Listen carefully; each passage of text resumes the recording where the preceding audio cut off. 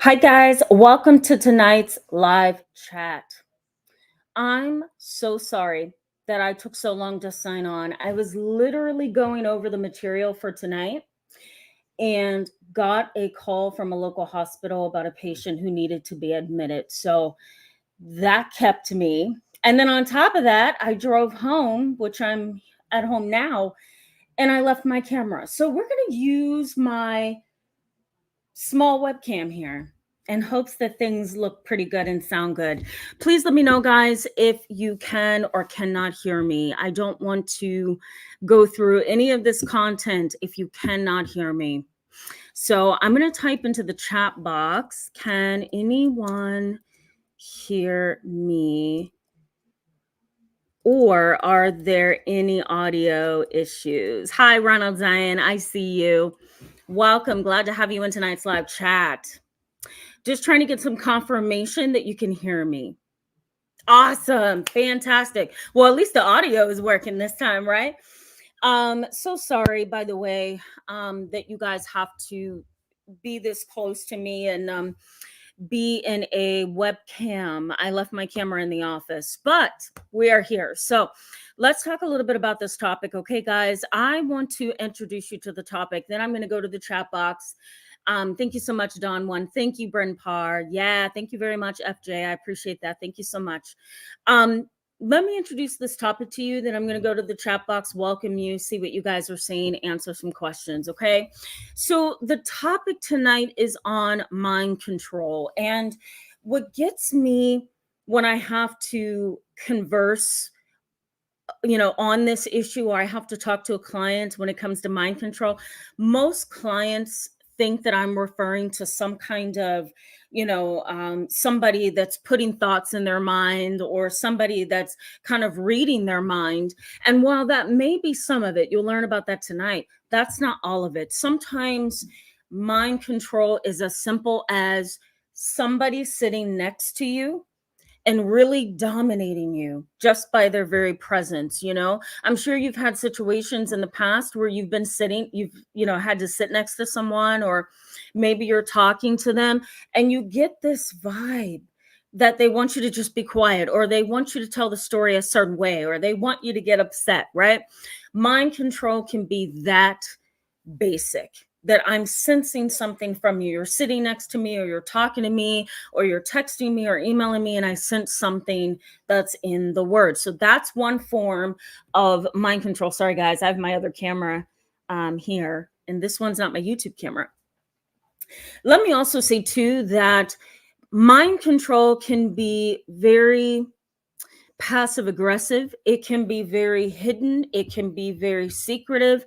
And the only way that you can identify that your mind is being controlled by that family member, that parent, is by the way that you respond. Now, let me give you an example of this. I once had a client, this had to be about 4 years ago, where she would come to sessions with her dad and she would share her thoughts and feelings, and she would be honest up until a certain point. And it was the way that dad would cross his leg towards her. It was the way that he was shaking his leg out of frustration. It was also the way that he kind of exhaled that signaled to her that she had to tell the story a certain way, that she couldn't share certain details. And in a sense, her fear of him caused her to kind of, what's the word, derail what it is that she really wanted or needed to say, or minimize what she was saying. It was just so much easier for her to just yield to his attempt to control her mind. And so this happens a lot more than we think it does. It happens with gaslighting, right? Somebody, kind of minimizes your thoughts and your feelings. You share something with them, you share an observation with them, and what do? They say, oh, no, nothing's wrong. No, I think you're misinterpreting. Or they say, oh, I didn't know that was an issue. No, everything's been fine. Let's say, for example, you're in a relationship with your sister. Your relationship with your sister has been very complicated. And okay, you guys decide to meet up for lunch. You say to your sister, I've been feeling some kind of way about our interactions. I've been feeling like you're ignoring me, or you're not being open with me, or you're angry with me. Even though you're still nice to me, I still feel there's something between us. And a form of gaslighting that your sister may use might be minimization, defensiveness. Oh, I don't know what you're talking about. Minimization would be, no, nothing's wrong. No, I'm happy to see you. I'm glad we're back in a communicative relationship. Gaslighting, stonewalling is another thing that you may notice. That's basically mind control, right? Stonewalling is, I'm refusing to talk to you. I'm not going to talk. I'm not going to engage. I'm going to completely just X myself out of this interaction. Stonewalling. Another form of mind control would be keeping you in the dark. So, really just telling you a little bit of truth and leaving it at that. A little bit of truth. I'm not going to tell you, everything. I'm going to keep you in the dark because it's easier for me to do it that way. So having the ability to catch you off guard or to minimize things. There's also mind control, and we'll get into this just a little bit more in a little bit. There's also the kind of mind control where language and non-verbal communication reigns. Non-verbals, huffing and puffing, blowing, humming, whistling, all of those things can be an indirect way to control you. I have seen over the past 12 years of my career, and especially when dealing with people who are in very toxic families where there's trauma, there's domestic violence, there's complex PTSD, I've noticed that when there's a individual who takes the powerful position, they take the position of authority. I've noticed that they can do just about anything that can make the other person feel like they don't have the ability to think on their own or process on their own, or to be free-minded, if you will. And again, that could be stonewalling, gaslighting. It could be huffing and puffing. It could be blowing. It could be whistling. It could be anything to kind of make you feel like, what you need to express or want to express is unimportant, right? So yeah, it's complicated. So this is mind control. I also want to bring up the fact that in toxic families, and I'll get into this more as we go along. Toxic families have what are called coalitions and alliances. Coalitions and alliances. A coalition is basically two or more individuals who have something in common, and that coalition is formed against another family member. So an example would be, let's say you and your brother, you get along okay, but anytime dad's involved, you feel like your brother and your dad team up against you. And then they start bringing things up that you don't really want to talk about. They start bringing up things that you don't really want to deal with, but they team up and then they go against you. At least it feels that way, right? And so then you don't have freedom of thought. You don't feel welcome. You don't feel understood because they both seem to have the same mindset about you. Now, what makes a coalition in a family difficult is, okay, it may be your brother, it may be your dad, but it also may be grandma and maybe grandma's husband. So now you've got four people against you. And so it's really hard to share what you're thinking and have control over your mind when you have four people coming against you, maybe making you feel inadequate or unloved or misunderstood, right? And then an alliance is something I talk about all the time. We talk about this all the time on the channel, guys. Alliance is two people, two individuals that team up together to go against you. And sometimes it works. Sometimes we can call alliances, before I go to the chat box and welcome you guys, we call alliances closed systems. And basically what that means is this: there's two individuals who have closed off communication with anybody that's not in their group. Okay, parents can be a closed system, mom and dad. And there's no way for me to get in the middle of mom and dad. There's no way for me to change their thinking. No way for me to change how they feel about me. No way for me to work on things with them. It's a closed system. The door is slammed. So no matter what I do, they're always like this. So a coalition or an alliance, I should say an alliance. An alliance is two people who are so teamed up that it's hard for you to get through to them. It is hard to share what's on your mind. And it's easier for them to control your mind, right? Control how you think about a situation, control how you process an experience, right? All of that can happen if you have a closed system within your family. Before I go to the chat box, let me give you one more thing to kind of think about here. A closed system could also be siblings. So let's say that you have two other siblings. You are the sibling who made it out okay.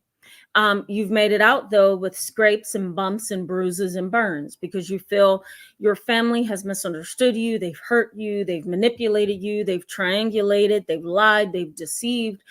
The list can go on, right? So let's say that that's your position. Now you have two other siblings, and no matter what you do, it's hard for you to get through to those other two siblings, right? Because their closed system is like this, and it's hard to get through a closed system.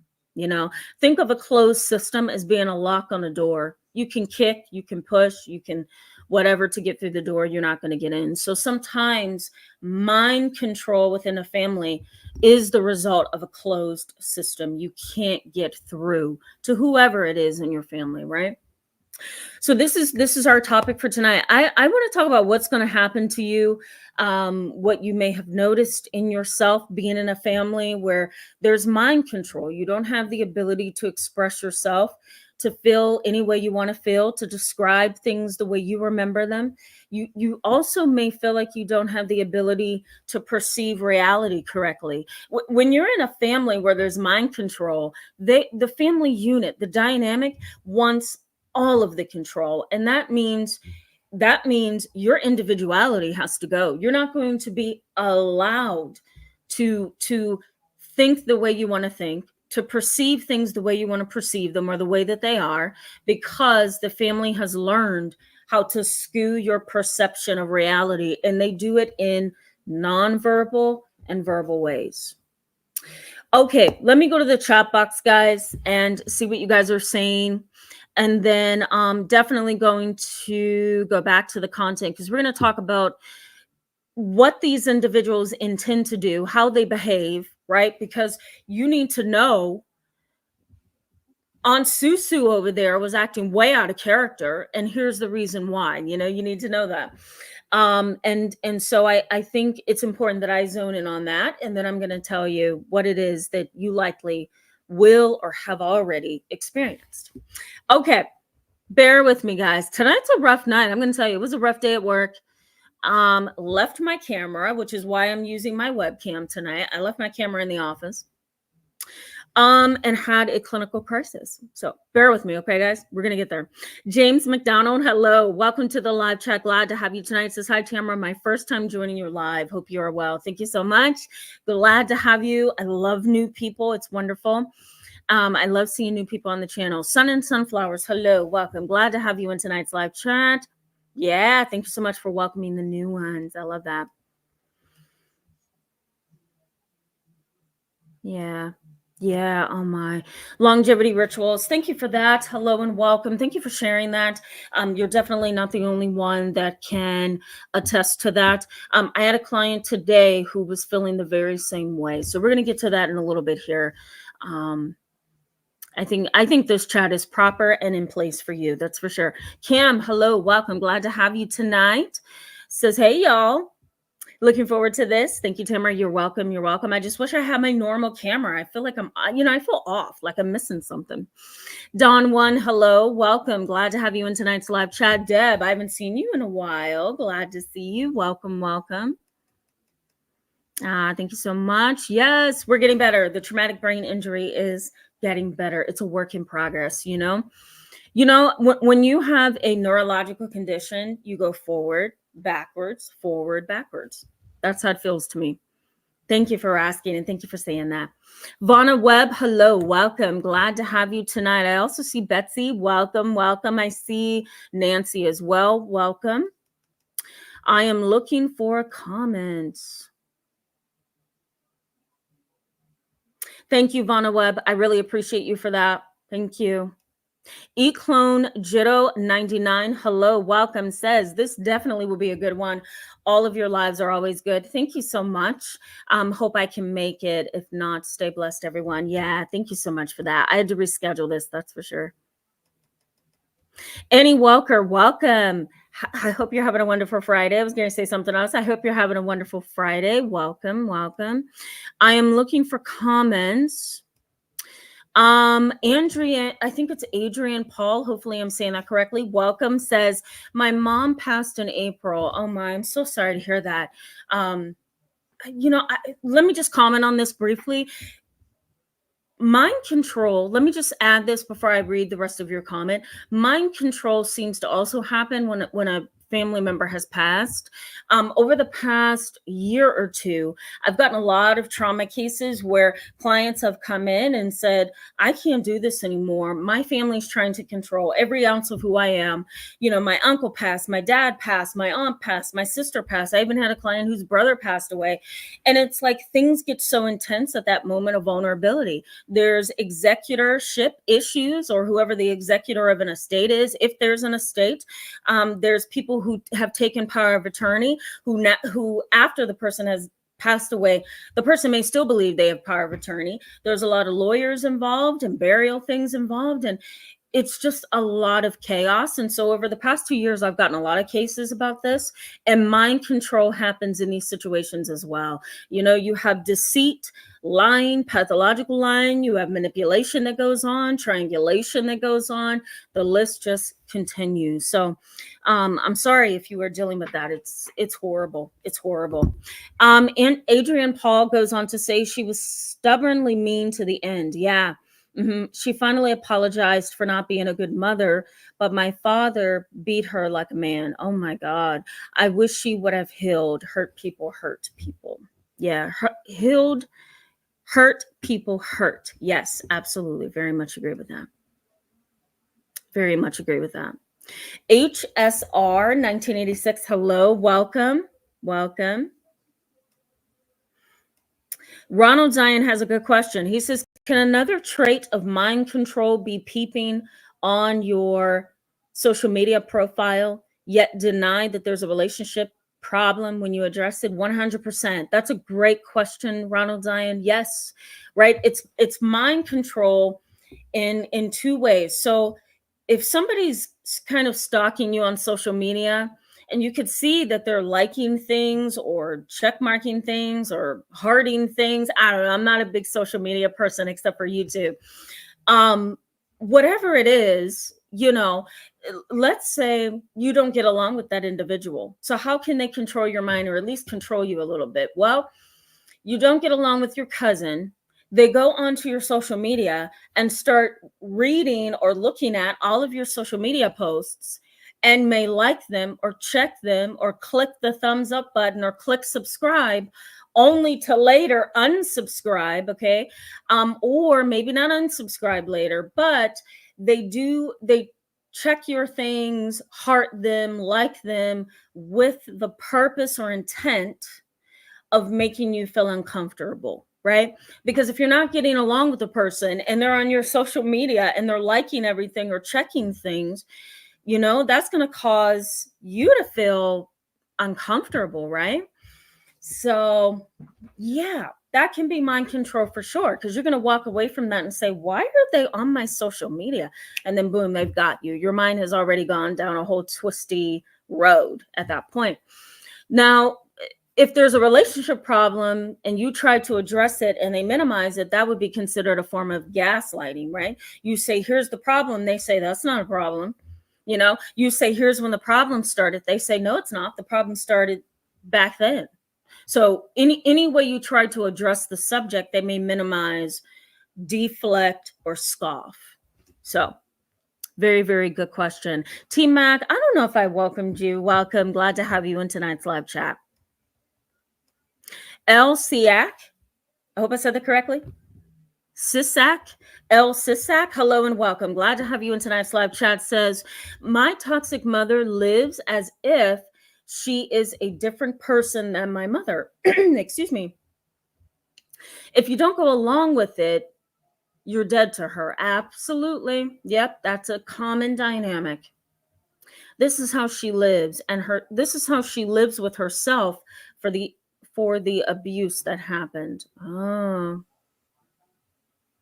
yeah. Yeah.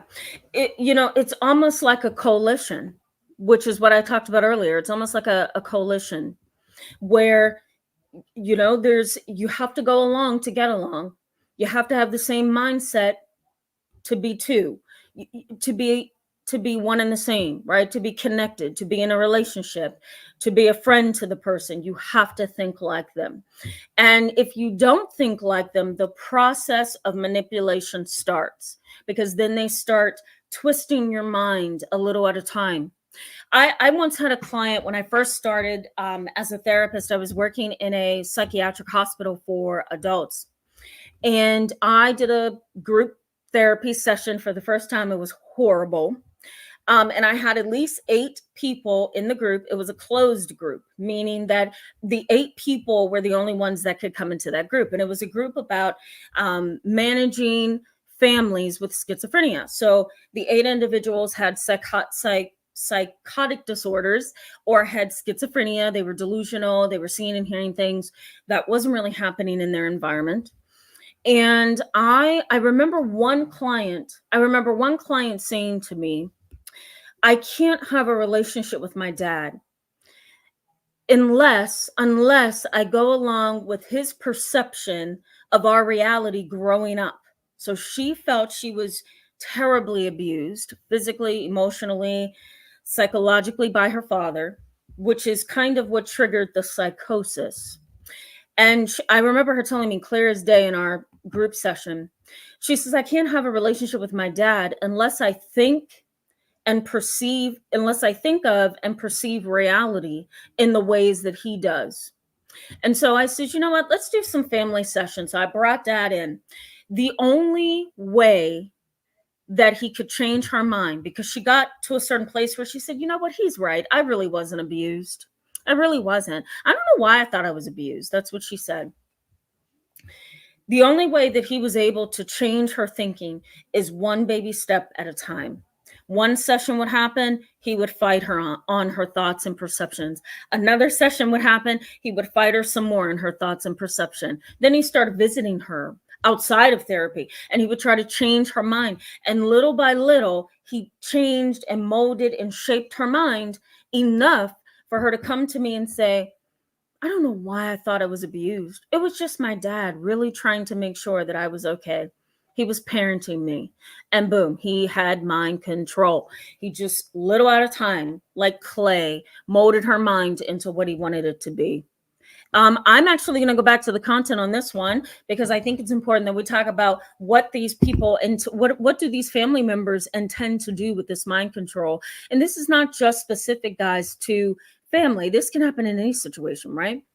You want to keep in mind that mind control is often a passive aggressive kind of an experience. It is also an experience that, according to research in psychology on relationship dynamics, I'm going to post some things in the description box for you, as I always say, so you can kind of look at the research and make heads or tails out of it yourself.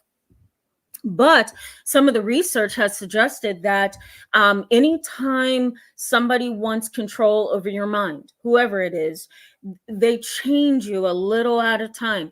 It's not like they say something that changes your entire mind. They change your mind a little at a time.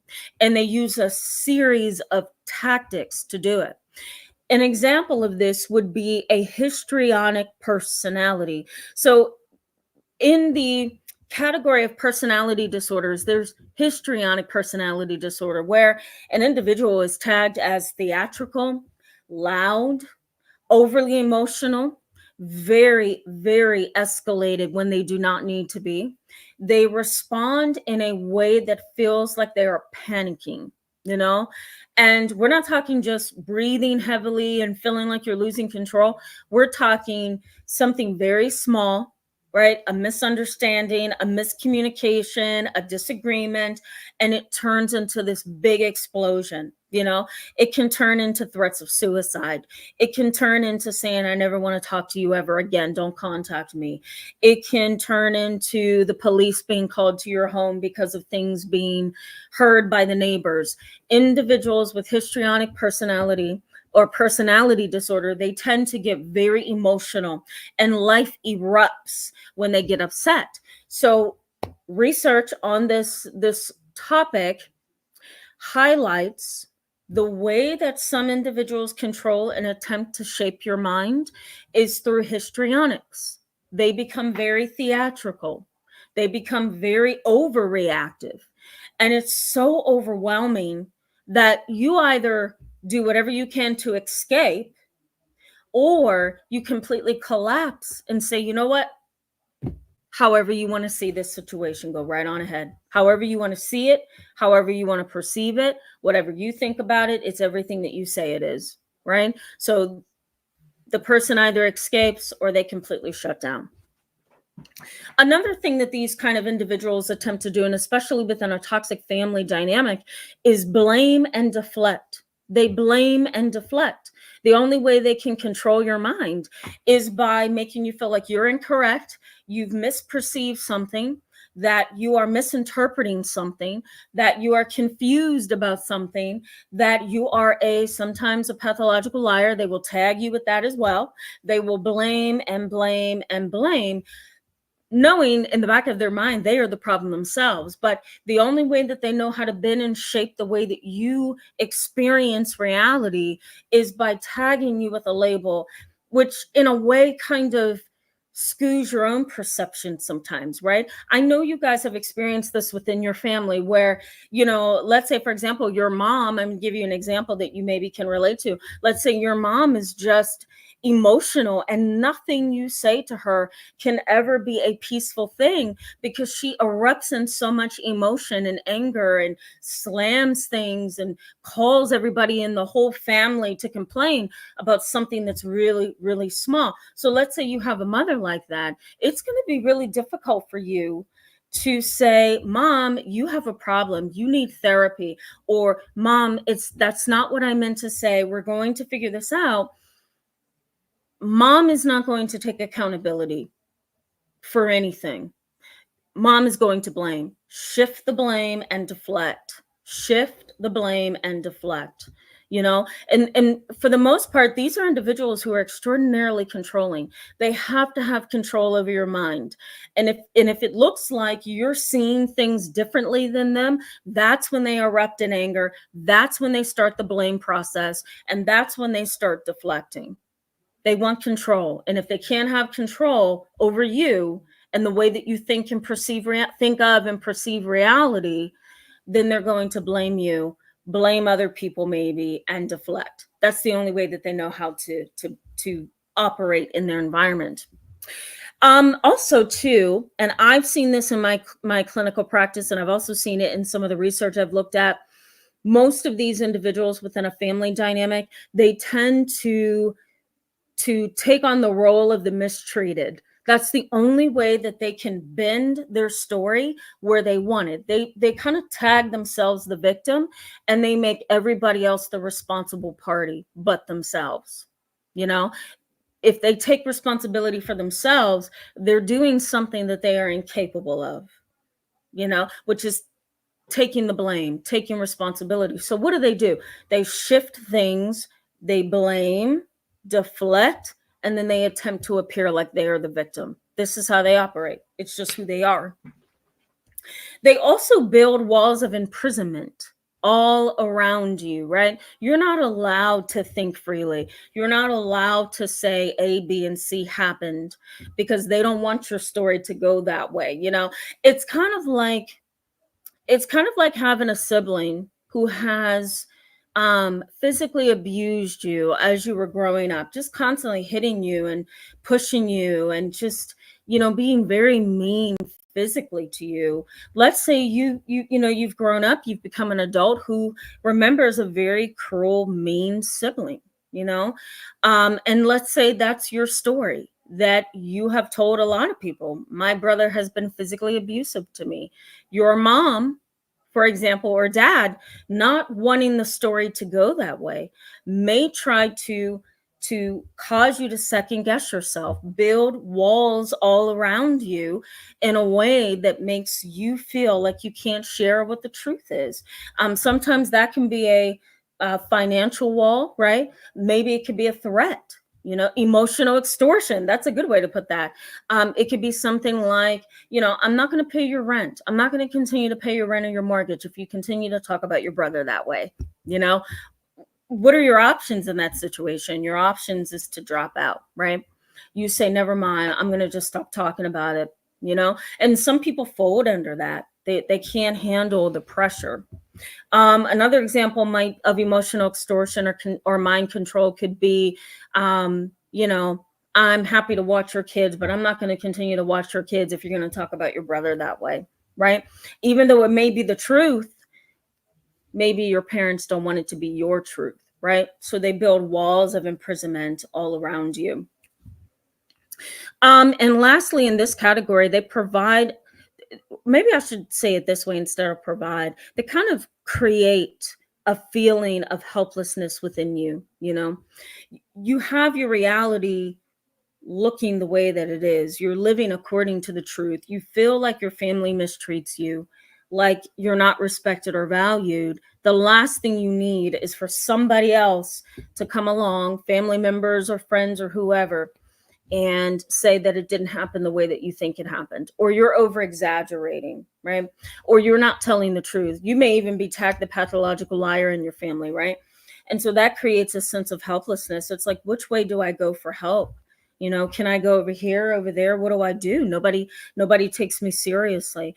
And again, if this is happening within your family dynamic, let's say, for example, there's a powerful person in your family who controls everybody, it's going to be hard to escape them. And so you may feel helpless, Okay. So what are these individuals doing to your world, right? So you have family who claims they love you, but for some reason you feel like they're controlling every ounce of your mental freedom. We all need a certain level, and this is also according to research on this topic. We all need a certain level of freedom to think, right? And so when you have somebody else kind of cramping how you think or trying to change how you perceive reality, it is really abusive. It's kind of like it's under the heading of emotional abuse. And I would also label this emotional extortion, right? We can continue to be family, but don't see reality that way. We can continue to be mother and daughter, but don't say I abused you. We can continue to be husband and wife, but don't say that I took you for granted or I manipulated you. So mind control, it's pretty broad. I'm really scratching the surface tonight, guys. But it's a pretty broad topic. I'm going to bring some of it up tomorrow in tomorrow's live chat. Let me take a little bit of a break, guys. Go to the chat box, see what you guys are saying. I'm going to come back and tell you what happens to you in these kind of dynamics. And then tomorrow we'll continue on, hopefully. And I will have my normal camera. LCAC, I'm going to come back to you in a second. I'm going to go to Just Kendra. Hello, welcome. Glad to see you in tonight's live chat. Just Kendra says, I'm dealing with that with my mother and sister, but many stupid family coalitions. Yeah, you can have multiple family coalitions for sure. Mom and dad, mom and dad could be a coalition. Then your brother and sister can add on to that. Then your cousin can add on to that. And before you know it, you have about 7 or 8 family members who are all chained together, linked together, and they mistreat you. That's the ugly part about it all. Whoa, why is my light doing that? Hold on, guys. Let me complete this thought before I move my light a little bit. But you can have more than 2 people in a coalition. It may even be half your immediate family who's in a coalition, and that could be 12 or 13 people. It's really hard to exist in a coalition like that. Because here's what happens. If you have a dominant figure within that family coalition, there's 12 family members who are believing the same lie, and there's a powerful person person that's at the top. So let's say grandma is the powerful one within the family. My late grandma was the powerful figure in my family. Let's say you have that powerful figure and she knows what to say and do to lord over everybody and to make everybody believe her story. It's going to be hard for you to survive in that coalition. You may say, no, this is not the way that this life story has happened. This is not what happened. If that powerful person who's lording over everyone, including you, says you're wrong, or you're the problem, or you're lying about something, or you're not seeing things correctly, in quotation marks, they're going to win. They're going to win because they're the powerful one in the coalition. Hold on. I don't want my light to go out. And then guess what, guys? We're in big trouble. All right. We got it. All right. All right. Let's keep going, guys. Have you ever had a situation where you've had to wing it? You've had to kind of wing things. I feel like that tonight. I feel like that without my normal camera. I do. Deb says, speaking of control, my kid trying to control me this morning was the final straw. Now I have to find a way to get her out of my home safely. Oh my God. Oh, that's awful. I'm sorry, Deb. Let me just add to this briefly and say it is hard to be controlled by somebody who is younger than you, by your own child, by your parent, because with a child, a parent, a spouse, you put so much trust into them, right? I trust you with my heart, with my mind, my soul, my life, my possessions, my finances. I trust you, right? And then they turn on you and skew reality, or they try to manipulate you to see things a certain way, or they try to minimize your reality, or they try to get other people to come onto their team to go against you. It's just the most devastating, right? And that's why mind control is so difficult. Anytime I have and I just took on a new one, anytime I have a clinical case, the first thing I'm looking for is manipulation. Well, after I get all the demographics and all that stuff, I'm looking for the psychology of the person. What's the issue here? Not the issue that's being presented to me, but what's the issue here that they're not saying, that's not being spoken about, that's not being talked about, right? And so sometimes it is manipulation within the family that contains mind control. I need to know, where is their mind control? Because the minute a family member that you trust has now turned on you and has decided to try to control your perception of reality, then we've got an even bigger issue, right? Than just maybe what you're presenting to me. There's a big problem here.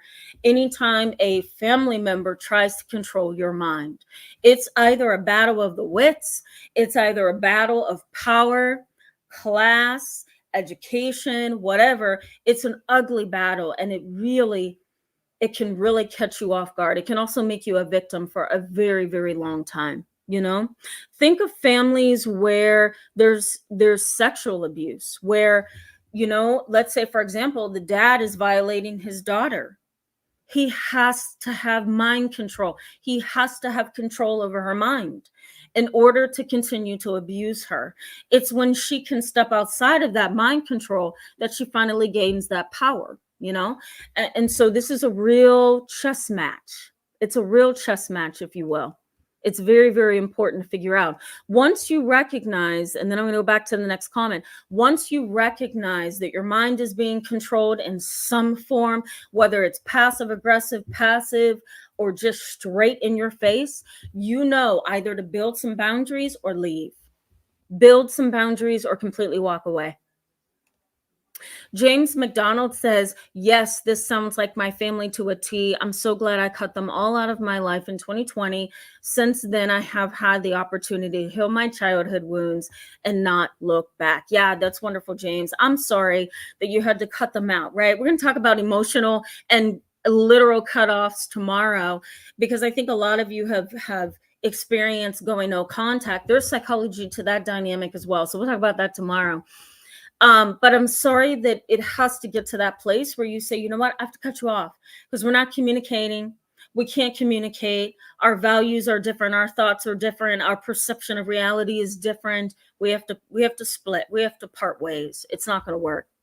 I hate when that's the end result, but sometimes that's the way it is, right? Tammy Hendren, I hope I said that correctly. Welcome. Glad to see you in tonight's live chat. Says, I have 2 siblings who have shut me out. One of them making things up, accusing me of things that supposedly happened 20 years ago. Yep, that can do it. That is also mind control. I'm going to accuse you of something. I hope that you can figure out that this is a game. This is a ploy. I want to see if you can go against this. I also have that in my office sometimes, and the dynamic is pretty tricky. Okay, so Tammy goes on and says, however, I never did those things. How is that? Well, it could be mind control. Maybe this is a liar. Maybe this is an individual who has kind of skewed their reality and they're going to sell it to you.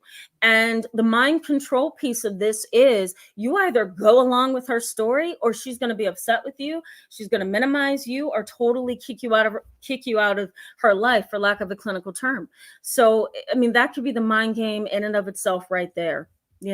That I am just strictly going to say that this is what happens. I'm going to accuse you of what I say happened, and you either have to go along or wish you hadda. That's mind control.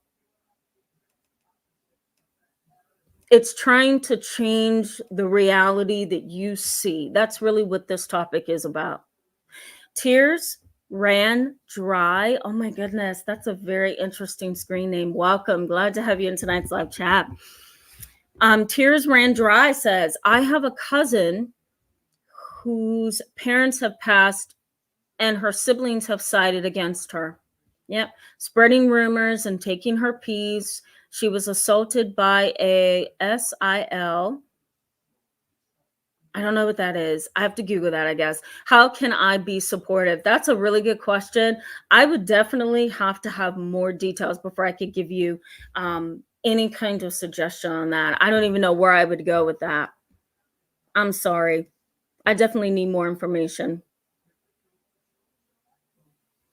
Sunshine. Oh, sorry.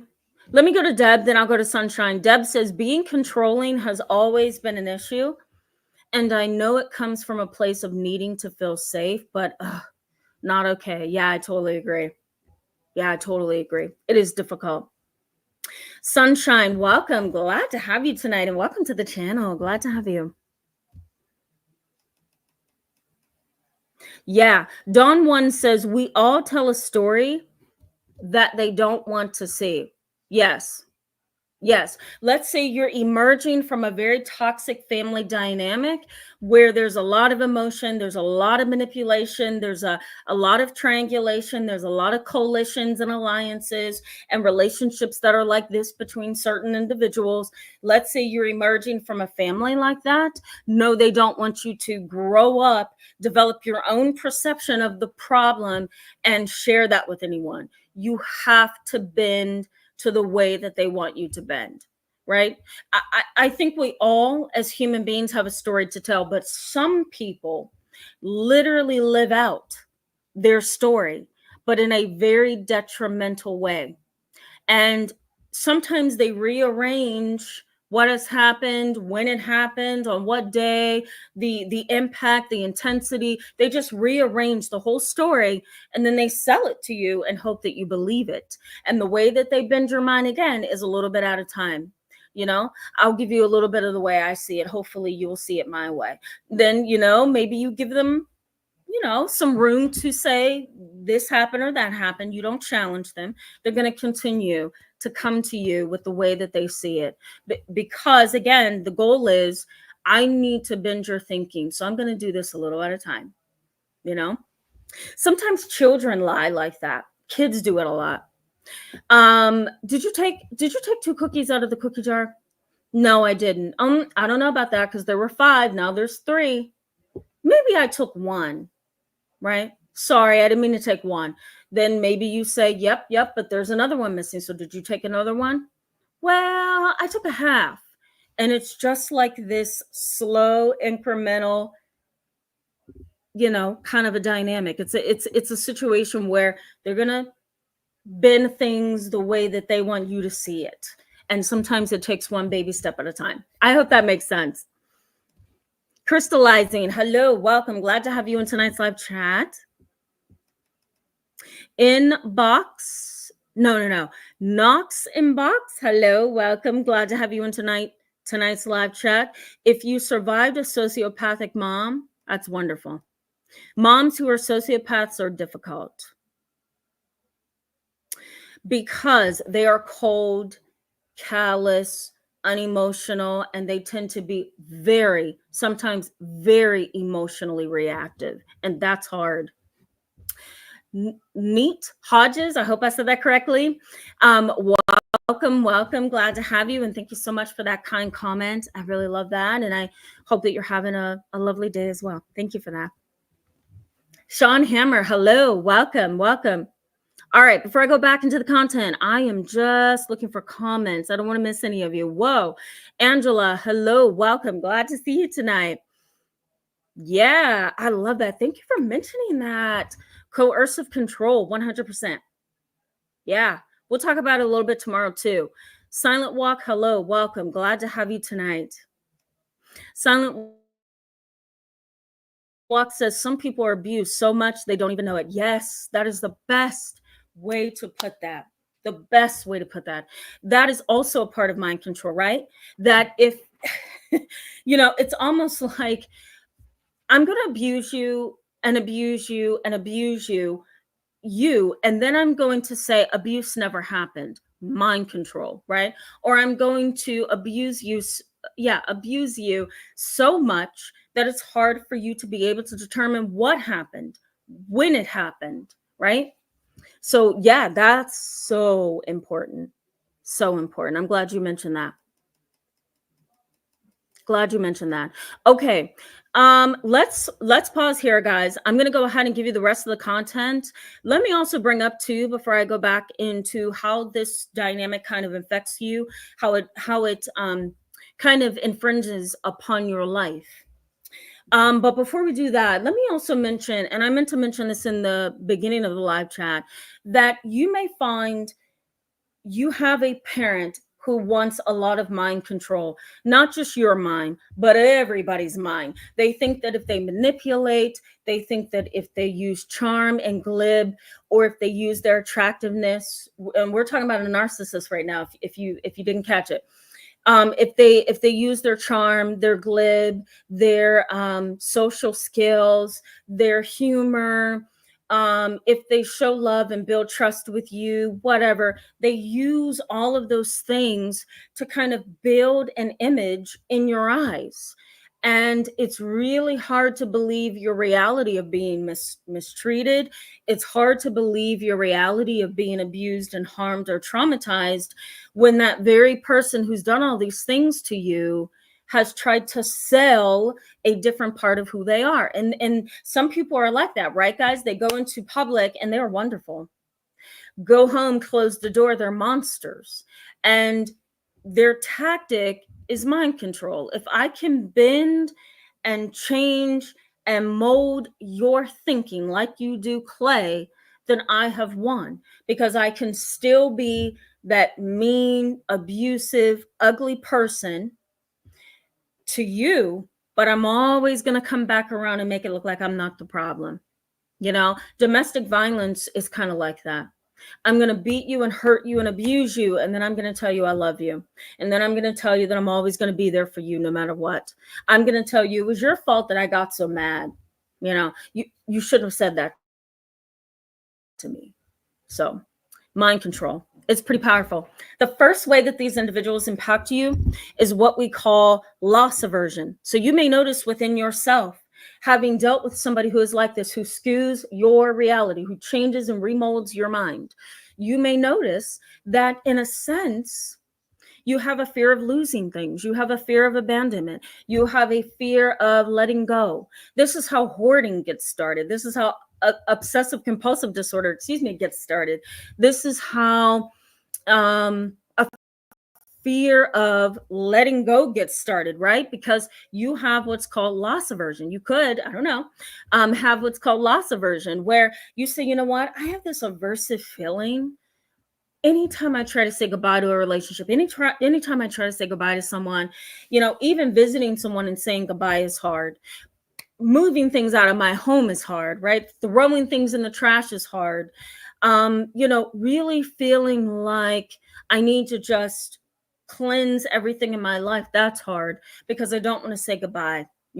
So research in psychology on the dynamics of families who go through mind control or manipulative family members, these individuals struggle with loss aversion. I can't let go. I can't let go.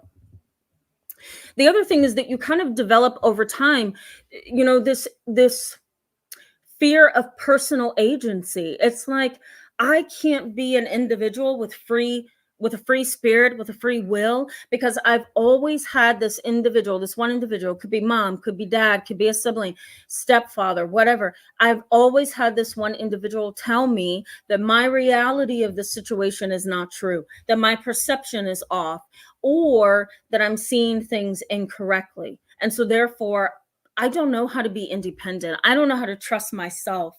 And I don't know how to trust my perception of reality. One of my longtime clients, she started seeing me when she was 11. Her parents brought her to me. And this was years and years ago. This was before I started in my own private practice. I was working in a group practice. And this beautiful young lady, 11 years old at the time, came to me. Her parents said that she was really struggling with boundaries and school and respecting the rules of the home. At 11 years old, she explained to me that her father would constantly say things to make her feel like she doesn't have intelligence, like she doesn't have the ability to think freely, like she doesn't have the maturity level to perceive things correctly. From the ages of 11 to 20, she experienced being told that her reality was incorrect. So at an adult age, here she is now in her adult life, she's having a very hard time trusting her decisions. She's having a very hard time trusting her reality, because for many years, what has dad done? He's bent and changed and remolded her mind. And so instead of looking at him and saying, you're the problem, you've created this within me, she kind of has internalized it as, I'm just weak. I can't make decisions. I can't think for myself. And I don't always trust my vision. Psychology, the psychology of learning and behavior says that in order for you to have a certain level of what we call self-efficacy, meaning I believe that I can be effective. Self-efficacy. I believe that I am competent. In order to have that, you have to have a very firm boundary and a very firm foundation, I should say, of confidence. And when you've been derailed and told that your reality is not what it is, when you've been told that's not the way it happened so many times over time, it disrupts your development of high self-efficacy. You don't trust yourself, and that can be really difficult. There's another thing I wanted to mention as well. There's self-doubt and a sense of helplessness. That's the other piece of this I meant to mention. There's self-doubt and there's a sense of learned helplessness. I think I may have mentioned this in a previous live chat about, oh God, what's his name? Martin Seligman. He did some research studies on learned helplessness, and he used rats in a cage. And the experimenters of this particular study wanted to see what would happen to the rats if they continued to shock them I know it sounds violent, every time they would get to the door of the cage to escape. So every time the rat would get to the door of the cage to escape, guess what would happen? The button would be pushed and the little rat would receive a low voltage shock. The rat goes back to the door, receives another low voltage shock. The rat goes again a third time, goes again a fourth time, maybe a fifth time, if I'm recalling that correctly. Every time the rat would get to the escape route, the door, he would be shocked. So what do you think that rat did? That rat, instead of just trying it again, the rat kind of develops this learned helplessness. The rat goes over into the corner of the cage and sits down. It's almost like, I'm going to give up. I'm giving up because every time I try to do A, B happens. And I don't like that. So guess what? I'm going to give up. And so this happens with mind control. If you are in a family dynamic that has controlled your mind for a very, very long time, whether you perceived it that way or not, it is happening. It can happen, again, depending on verbal and nonverbals, verbal statements, and nonverbal behavior. If it's passive or direct, whatever, mind control can make you like the rat. You say, forget it. I'm tired of fighting for my independence. I'm just going to go along with everything. So Martin Seligman, he wanted to see, as a social psychologist, he wanted to see what impact shocking the rat would give. And what does it say about the human spirit? It says that we get tired when our perception of reality is skewed in some fashion. Sometimes we just give up. It's easier that way. Let me also say, too, there's a strong need for validation and confirmation. Psychology has highlighted that every time you are told your perception is incorrect, you can't trust your view of things, you're lying, you're misinterpreting, you're over-exaggerating, all of those things are invalidating. And so we are learning creatures, right, guys? So we learn over time that we're not going to be validated because we've been told so many lies. So you kind of develop this need for constant validation. I have a client that does that, constantly checks my reaction. They'll tell me something and then wait on me to respond. It could be verbally or non-verbally, but they're waiting on me to give them that validation that, yes, you have been traumatized. Okay, I think we made it, guys. We made it. I'm so shocked. Let me get up the chat box, and then we're going to go ahead and wrap up. James McDonald, I'm going to read this one because this is a good one. It says, mind control and emotional immaturity was a big theme in my family. Yep.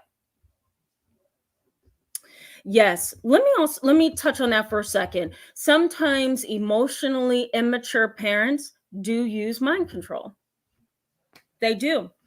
And mind control could just be, mind control, could just be, I'm going to explode. And when I explode, I know it's going to put fear in you. I know that you're not going to want to deal with me yelling and screaming and cursing and whatever else I do. But I've got control and I've got it over you because you fear me. I've had that said in front of me in sessions before to a family member, you fear me. I had a dad that was very abusive so many years ago. Sat in a therapy session and said, you fear me, and he used that, it was very sickening. Okay. James McDonald goes on to say, if they asked you for a favor, such as money, and you refused, they would give you the silent treatment for days. Yes. Mind control, silent treatment. It does something to us as human beings, right? You just want to know, what are you thinking? What are you feeling? What's your thoughts on this? How give me something, right? And I have this also a lot in therapy. Sometimes the silent treatment is cruel, because there you are sitting on the edge of the couch or your chair, just waiting on something, and they're not giving you anything. It's mind control. Have you ever been in a situation where somebody says something to you or posts something on social media or emails or texts you something, and then you respond, and then guess what? They don't respond at all? Mind control. They have the upper hand. They're in control. Because there you are wondering, what did I say? Did I do something wrong? When did we talk last? Right? Then your mind goes through that whole process. Yeah. Ronald Zion sums it up. Strategic head games. Yep. Absolutely. Cam says, I felt gaslighted when I shared how I was hurt by untrue character assumptions made about me. I was told, sorry, but it hurts them more not to talk about it. Yeah, absolutely. Totally get that. If your family is known for controlling the minds of other family members, you want to keep dates, times, statements made, etc., written down, recorded, saved, something. Because where mind control kind of creates a problem within the family, that family member that you're not getting along with can say, well, you said A, B, and C last year, and you can't remember last year. You can't remember what happened yesterday, much less last year, right? And so you need to be able to go back into your Rolodex or your history file and pull that information to the front and say, nope, here's what it is right here, Deb says, Tamara, you are describing my kid, permanent victim. Oh, I'm so sorry. Ugh. Some people do not realize, this is probably going to shock you, but this is what I've learned throughout my 15 years of being in the field, continuing with education and being trained, and the list goes on. Some individuals live their life alone just based on mind control. That's the only way that they know to have a relationship. And sometimes they don't even know they're doing it, right? It's like the abusive husband who beats his wife all the time. He thinks that's the way it goes. And he doesn't want to delve deep into what his problem is. So what does he do? He blames the wife and continues on with his life. And in a sense, kind of closes the doors in his mind that he's a problem. And then he deflects, right? You're the issue, not me. That is your problem over there, not mine. And over time, you kind of take on that mentality and the emotions and the attitude that goes along with it, and that's your new identity. So some people are very bent on gaining mind control, and that's the only way they know how to engage in relationships. That's just who they are. Some people blow up and blow up to a place where everybody around them feels threatened, but that in and of itself is mind control. If I can pull you into my emotional explosion, I've got control here. And then what I'm going to do is explode and then blame you and say, you're the reason why I'm exploding, right? And that's how I'm going to live my life. And I'm going to believe with all of my heart and mind that you're to blame. Some people are like that. The walls of defense are so high, it's hard for them to see that they are the problem, or that the way that they're behaving is really sick, for lack of a clinical term. Jeremy Robinson, hello, welcome. Glad to see you in tonight's live chat. We're going to wrap up here in literally 5 minutes. Jeremy Robinson says, sounds a lot like my stepfather and his siblings and my mom and her siblings. A whole family dynamic can be this way. There's a reason why most therapists do screenings. I don't know if you guys have ever heard of that. We screen on the phone through our paperwork. Is this a client that I can actually help?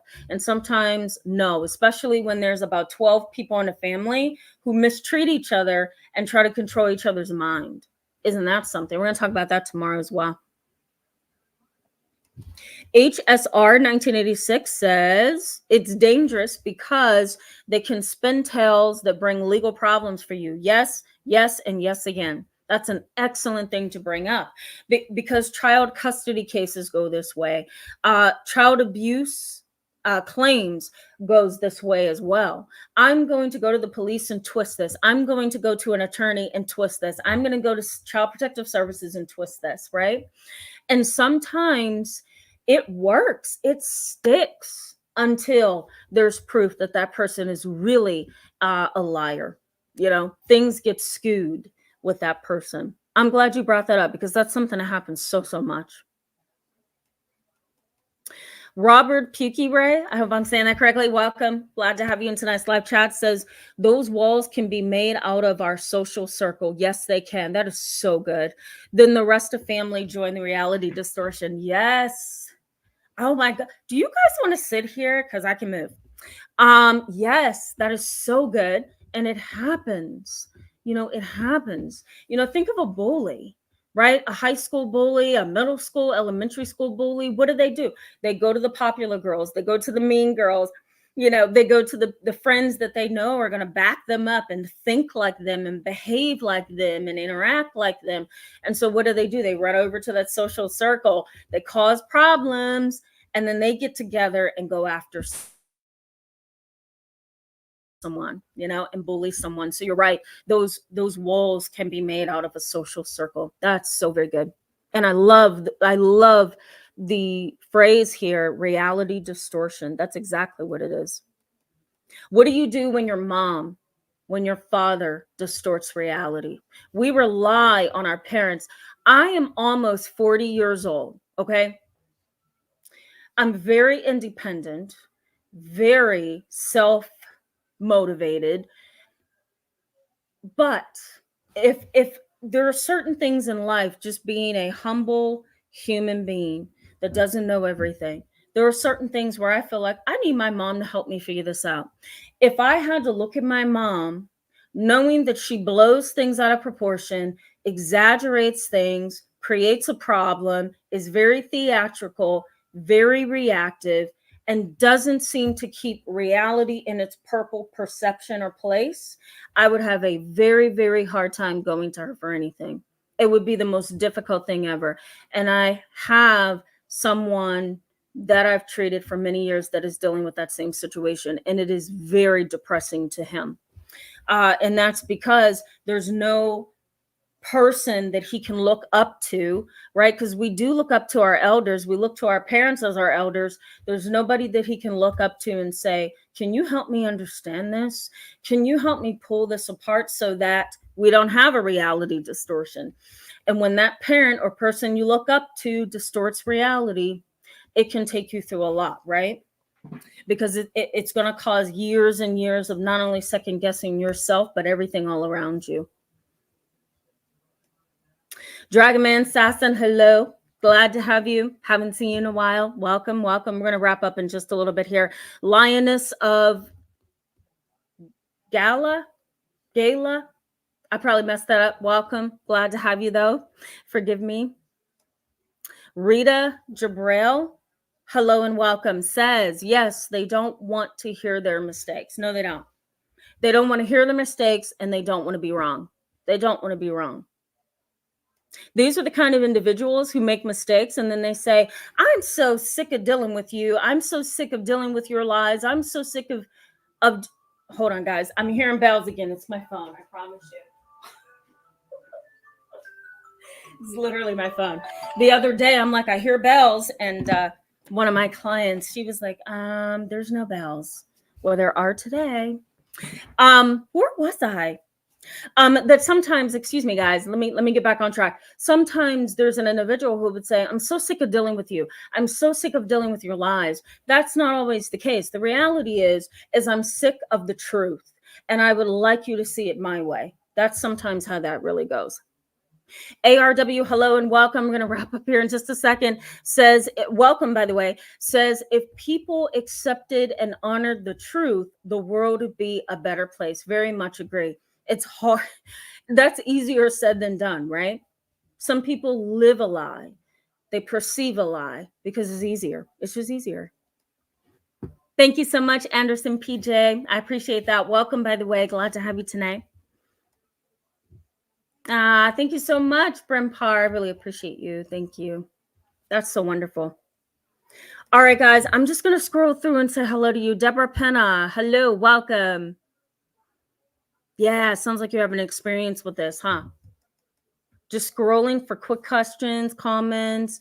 Deborah Penna, I'm going to read this, says, I'm living that situation in my life right now, and I have to do with my husband wanting to go 10 years ago.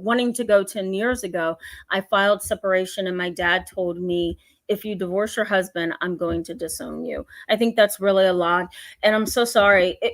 Maybe there's some cultural pieces there, some religious pieces there, but that's difficult. You shouldn't have to stay with somebody that you don't love or doesn't love you. And that's a whole other live chat, Deborah, for sure. Yes, you're welcome, Deb. You're welcome. I know it is. Main house, hello and welcome. Glad to have you. Says you trust them. They break your heart. Yes. And sometimes they break your heart without caring about it. That's the hard part. It's, I think we all disappoint people at some point in our life. We're not going to be 100% because we're not perfect. But when you hurt me and then don't think you've hurt me, and then you try to change the fact that I'm hurt by telling me not to see things a certain way, then that's even more painful, right? Ellie Wen, hello and welcome, says, made it. Hi, Tamara. Hello. We're going to wrap up here. I'm just saying hello and getting some really good comments here. Yoli Olivia says, hello and welcome. Says, I really can't believe how many of us are going through it with toxic people. It's genuinely frightening. Yes, it is. Yes, it is. If you were in my practice, you would see this way more. So it would be all of you here on the channel as you are now, and then it would be my practice. So I see at least between plus or minus cancellations or me having to cancel between 58 to 65 people a week. They're all going through this, okay? And and they're going through it in some form, right? Or they're healing from it, or they're trying to escape from it. It seems to be a very typical dynamic within unhealthy families. So you are certainly not alone. There's lots of people who can say, I've had this experience, and it is not a good one. Give it a think. Hello and welcome. Glad to have you tonight. Says psychological warfare is how they distract themselves and drain you. That's a very good point too. They abuse you. Then they say you are an abuser. It's a game to them. Yeah. It's a chess match. It's a chess match. One of my kiddos that sees me for therapy taught me chess last year. So I always use the analogy whenever he comes in. I'm like, this is a chess match, we kind of tease each other, but it is a chess match, right? Let's see who can move around the board and not get caught. And I'm going to do that by trying to bend how you see life and how you see you and how you see reality. It's scary, right? HSR 1986 is Tamara, but how can you spot that as a therapist? How can you verify that it's actually happening or it's the mental state of a patient? I don't remember. I'm sorry. I'm sorry. I don't remember. And if I go back, I'm going to lose where I am. HSR 1986. Can you post that in the comment section? I'll let you know. Ellie Wynn says, needed this. Yeah, good. Good to hear that. Glad to hear that. Okay, guys. I'm scrolling just to see if I missed anyone. Grow.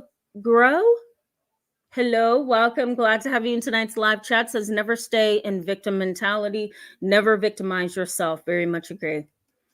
So let me give you a little bit of an explanation on that one, because that's a very good point. Once you see that your mind is being controlled in some fashion, move out of that position, because you have to see it as the individual wants something from me.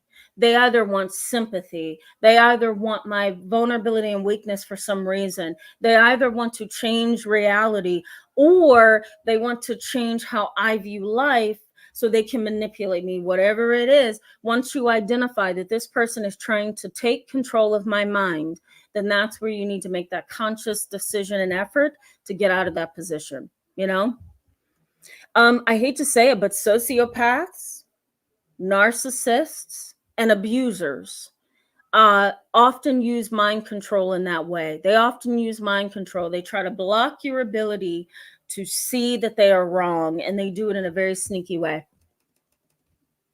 SH, hello. Thank you so much for that. Thank you, sister-in-law. I mess up. I see an acronym and my mind's like, what? So thank you for that, SH. Betsy Royas, hello and welcome. I'm so sorry if I mispronounced that. Glad to hear you. Says, wow, you described that helplessness. You feel that you don't have any support from family, drains your energy at that point.